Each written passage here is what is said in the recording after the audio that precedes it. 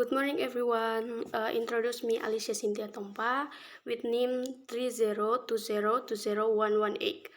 Bachelor of Nursing Degree 2, Class 2B. My purpose today is that I will explain the material about written. Where I will discuss here is written skill 7 to 9. Okay, feel to share screen. Okay, this talk is divided into three main parts. Firstly, I'd like to look at present participle, past participle. Secondly, I'll be talking about base from verb. In third point will be about singular and plural nouns.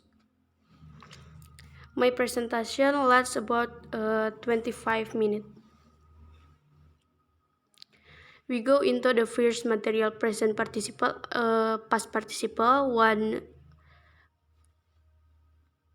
we can see present participle. The present participle is a form of verb that ends into ing in English and comes after another verb to indicate a continuous action. The present participle is used to form the present continuous. Next, past participle. Participle is a verb in the form of V to ing or V3, which is then used to form tenses of based on adjective. Then the past participle is a third form of verb that reference to passive activities. Okay, let me give you an example of the present participle and past participle.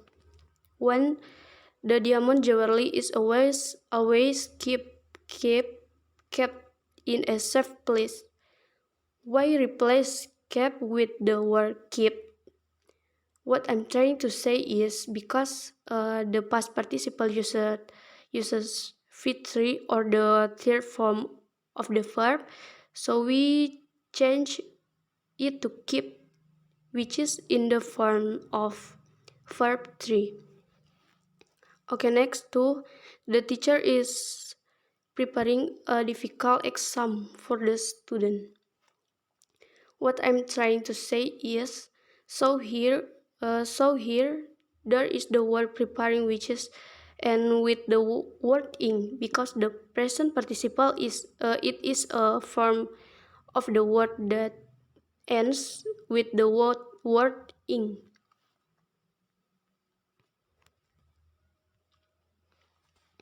Okay, I know what to go into my next point based from verb. The base verb is also known as the main verb, which is the basic form of the verb and does not have an additional suffix. Apart from being the base of our main verb, another name for this verb is root verb because it is the root of the verb. Example of base verb are run, go, play, do, and sit and walk.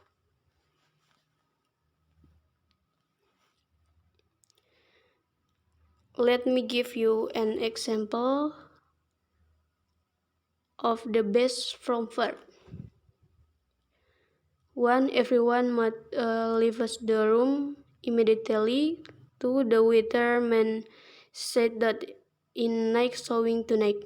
What I'm trying to say, okay, here now the word comes out, the additional of the word s and d, word in crossed out because in base from verb is the basic for from the verb without adding words, so the word s and ing do not to be entered.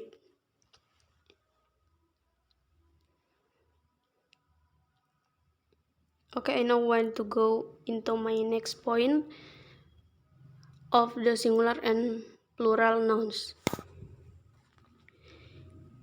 Include in the singular noun and all nouns that do not undergo change or addition after the noun. For example, I saw a bear at the zoo, while plural nouns literally mean plural. Plural nouns are nouns that refer to more than one person, place, and or thing.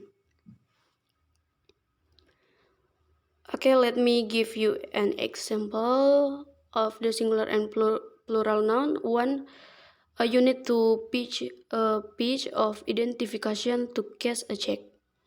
Two, he gave money different reason for this action.